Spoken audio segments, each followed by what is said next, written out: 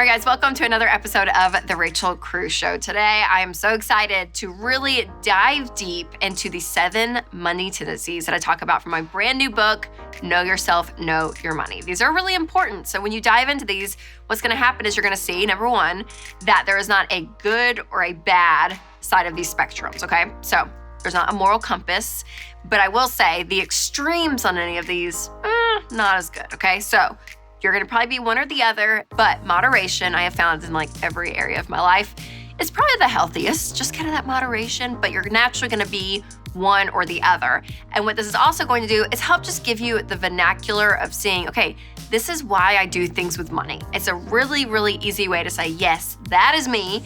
And then you're naturally gonna say, oh, and that's my spouse, or that's my parent, or that's my kid, because you're gonna start to understand people more. And that's one reason I wanted to do this, is that not only do you learn about yourself, but also can put yourself in the shoes of others and have empathy to say, oh, that's why you're doing this with money.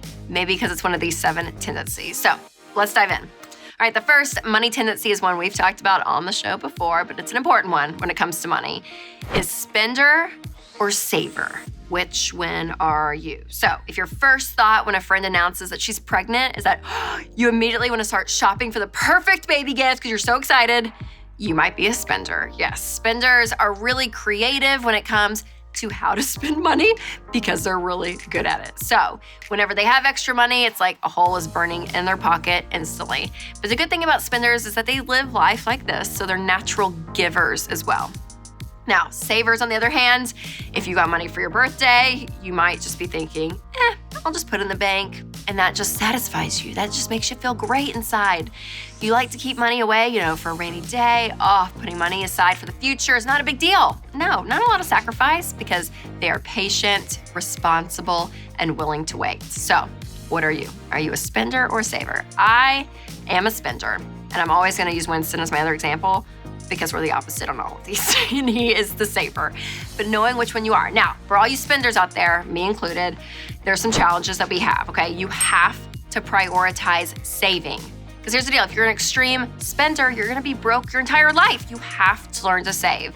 And the same is true with you savers. The extreme side is that you just hoard everything, live life with a closed fist, and you miss out on a lot of fun things. So you have to learn to spend money, not just on necessities, but learn to spend on some fun. The next spectrum is nerd versus free spirit. If you feel like you just can't enjoy a dinner out at a restaurant until you know that there is money in the budget that is accounted for that dinner, you might be a nerd. Yes, nerds, yep. Your tax return is well prepared before April 15th. You love spreadsheets, you love Excel, the budget, you love it because you just feel in control of your money. You're on top of all the details and all the decisions. Yep, you are a nerd. All right, you're a free spirit. If you jump at the chance of going on a girls' trip, even if you're not sure you have the money or not, you'll figure it out. It'll be great. Tax day is when again? Let's just enjoy life. If that's you, free spirit. Yep, you heard the word budget earlier and you're like breaking out in hives. Yeah, that's a free spirit. Again, on the spectrum, which one are you? I'm a free spirit. Winston's a nerd. Okay, challenges for all you nerds. You can live and die by the rules of the budget. And what ends up happening is, on the extreme side, you wear out your friends and your family because of it, okay? So let's just take a deep breath. Everything's gonna be okay, nerds. Now, free spirits, we really have to be intentional with our money, because if we're not, we're gonna look up in just like a few years and think, where's all my money? I have no money, because you were not intentional with it. So you do have to be detailed. You do need to do a budget. You don't have to go all the way nerd status, but you do have to be in control of your money. All right, third tendency is experiences versus things. Now, this is the part of your money personality where you're gonna realize, what do you value in life? When you spend money, would you rather spend it on experiences or things? So if your experiences, then you probably love traveling, you love going out to concerts, a day at the spa, and this is me. I love a good experience. Like, I will take my kids to the zoo, get a zoo membership all the way. That includes like the carousel and includes like the cool swing they have at the Nashville Zoo, like all of it. Do it all because I love experiences. Go out to a good movie, yes and amen. I mean, all day long, just give me a good time. The other side of the spectrum is things. Would you rather spend money on a physical thing, maybe like technology, a gadget, clothes, shoes? This is Winston. Yep, things. He's like, if I'm gonna spend money, I'm gonna spend money on something that I can use over and over and over again, and it's gonna better my life. We laugh all the time because we just compare our Christmas lists, and they're always opposite. I'm always like, a small gift card, please. And he's like, Alexa light bulbs, so I can walk into the living room and say, Alexa, turn living room on. I hope Alexa just turned on all of your homes, of all of you listening to this. But yeah, he's like, give me a gadget. Now, the challenges with experiences versus things is not really, again, the extremes, but it's realizing, okay, I have to value the other person. So, especially if you're married, to say, okay, if we are opposites, I have to value that. And I wish Winston and I had this, because I swear the first year of our marriage, he would always just drink water at restaurants. I was always like, get a drink. He's like, no, I don't want to spend $8, $10 on that. No, I'm fine, Rachel, I'm fine. I'm like, have fun with me, get a drink. And he's like, I'm good. And it would frustrate me. But now I realize, no, it's like he just doesn't value going out to dinner as much like I do. I mean, I would live or die by a good restaurant dinner. I love it. Where he'll buy something and he's like, no, Rachel, no, let's spend money here. And I'm like, no, let's spend it here. But now I realize, okay, I value experiences, he values things. So it helps so much with not just our gift giving, because it helps with that, but also our communication. All right, the next tendency is quality versus quantity. So quality people, you will gladly spend an extra $3 on cage-free organic eggs at the grocery store because you are quality. You research and probably plan your purchases beforehand. You really want things that are going to last a long time. Quality spenders don't tend to be impulse shoppers. Again, they usually take their time. They know what they're buying because they're spending more money on the quality of the item than the quantity of it. So on the other side is quantity. So all you quantity people, you would rather have 5 pairs of $20 Target shoes than one nice name brand. That's me. I'm like, give me 18 different earrings. I don't need a nice pair of diamond earrings. Just a bunch of earrings. I'm good. Because I like the variety that it offers. When I see all these options, I'm like, yes, I love it. Again, I like having 10 different options versus going back to the same thing over and over again. So again, the extremes are not good, because the challenges for the quality people is sometimes, well, you spend a little more than you need to just because it's really nice quality, even if there's a less expensive option. So you really need to make sure, okay, quality is good for sure, but don't be so snobby that you can't buy something cheaper, okay? Challenges for quantity, people like me. Now, our struggle is going to be that we can justify purchases because usually they're small and insignificant. It's like, oh yeah, it's just $10 on Amazon. It's not a big deal. Look. And then we can start to just hoard and have all this stuff. That was me. I looked up, I'm like, I have so much crap everywhere. Why? Because I love to spend, and I'll just spend money, you guys. So I went through the minimalist challenge a few years ago, and it was so great. Okay, I had them on my show, the minimalists. They're amazing. I'll actually put a link in the show notes of that episode because it is really important. Again, quality over quantity, there's not a right or wrong, but if you do lean on the quantity side, and I can say it because this is me, again, we can tend to just have so much stuff and clutter. And so just getting it all out and realizing, okay, I'm not gonna purchase to make me feel good. Take a deep breath and declutter. It's really good for you, I promise.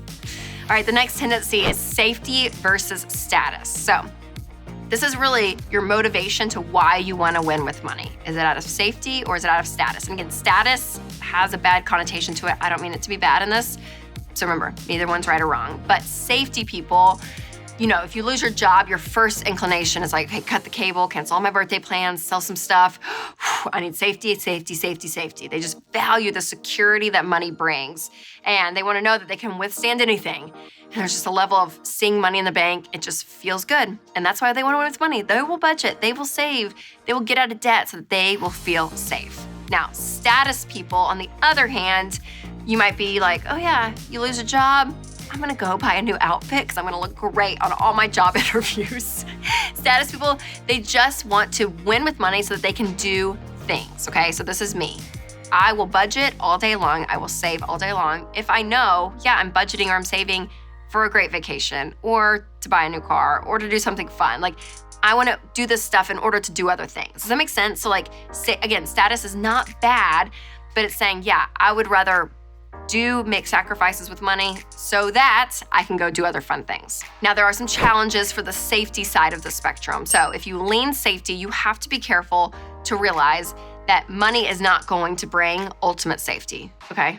It's not. Like, scripture's very clear about this. You just don't want to build bigger barns constantly. They talk about that in Luke, and like, it's so true when Jesus says that. It's like, yeah, you're not winning with money just to store. So you have to have faith in God's goodness and who He is. Money cannot be your ultimate safety net. Now, status people, we have some challenges too, because we can tend to be like, oh yeah, I like to have all the nice stuff. I like to do all the great things, and we can get caught up in appearances and in the bad side of that status. So I always ask myself the question before I purchase something, if no one saw this, do I still want it? I ask myself that a lot. And sadly, it's usually 50-50. I'm like, those are such cute pair of shoes. Oh my gosh, I love them. But if no one saw them, would I still want them? Half the time it is still yes. Rachel loves a good pair of shoes. But sometimes like, no, I mean, if no one saw them, I don't think I'd wear them. Then I don't buy it. It's actually, I've learned to save a lot of money. So again, safety versus status. All right, the next tendency is scarcity versus abundance. So, you lean scarcity on that side if you are super concerned about how the bill is going to be split if you're out to dinner with friends. It's like, okay, who got what? What? You ate a fourth of the appetizer? Okay, you just take a fourth. That's good. You kind of operate under this assumption that resources are finite, and you really tend to hold onto possessions pretty tightly because you just might need it someday. And the fear of losing things because you might not replace them is real. Like, people feel that. You lean scarcity. The abundance side for people is if you're like, oh no, I'll just pick up the bill for dinner. No big deal, guys. It's all gonna be okay. You just get me next time, okay? It'll be fine. You just always believe that there's gonna be more than enough. You'll take risks. You don't really make decisions out of fear very often. And abundance people tend to be natural givers because they think, well, there's just more money to give. Now, some challenges for the scarcity side of the spectrum is that sometimes you'll miss out on some really great financial opportunities because you just can't move forward because you get paralyzed by fear and you're like, but if this money leaves, what's gonna happen? Again, going back to that safety side, that God is always going to provide, okay? So remember that. Now, challenges on the abundance side of the spectrum is you see that the glass is half full all the time. Even sometimes when it's not. And sometimes you need to be a little cautious. You can make some really unwise decisions by just thinking, oh, it'll all work out, it'll be fine. So the extreme side of the abundance, we don't want. All right, the last tendency is when it comes to our giving. Are you spontaneous or are you planned?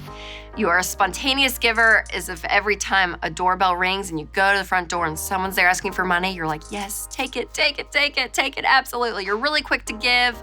I mean, if you pass someone on the sidewalk asking for money, you're more likely to kind of jump in and help them out. You just love the freedom to respond with your heart when things happen. You just give more on the spontaneous side of the spectrum. Then on the other side are the planned givers. Now, you are a planned giver if you know line by line your church's budgets. You give to your church, you know your charities that you're giving to, you know exactly what they're spending money on. You are very planned, you are very intentional because you take it very seriously. Planned givers don't usually give to every great cause they hear about because they've already decided and are committed to the ones that they've already researched. Now, there are some challenges, again, for both sides, even though giving is great. But spontaneous givers, you have to realize that every time you just drop $5 in a bucket, every place you see, you could make a bigger impact if you said, you know what, instead of just spreading my money out, maybe I pick 3 or 4 places to give and you can have a much bigger impact, okay? So the emotional side of that giving is not wrong, but if you channel it, you can be a little bit more strategic. Now, planned givers, sometimes you just don't leave room for the Spirit, okay? The Spirit calls. Give. You can actually find a lot of joy in sometimes the spontaneous side of life if something is presented to you, and you just give. So Winston and I, it's funny, I lean spontaneous, he leans more planned. And so now in our giving budget, we literally have the places we give, and then we have like a little bit of a line item for spontaneous giving.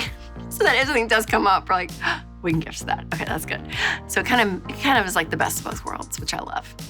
Now, again, these spectrums, neither one is right or wrong. Extremes could be unhealthy, but pointing it out and seeing, okay, this is who I am. This is why I spend or save or give the way I give, save or spend. It's so important, y'all. It is. It's so important to dive into the heart of who you are and for those around you. So to get more of the info on these 7 tendencies and so much more, it's in my new book, which is out now. I can't believe it, but you can go buy it. Yeah, Know Yourself, Know Your Money.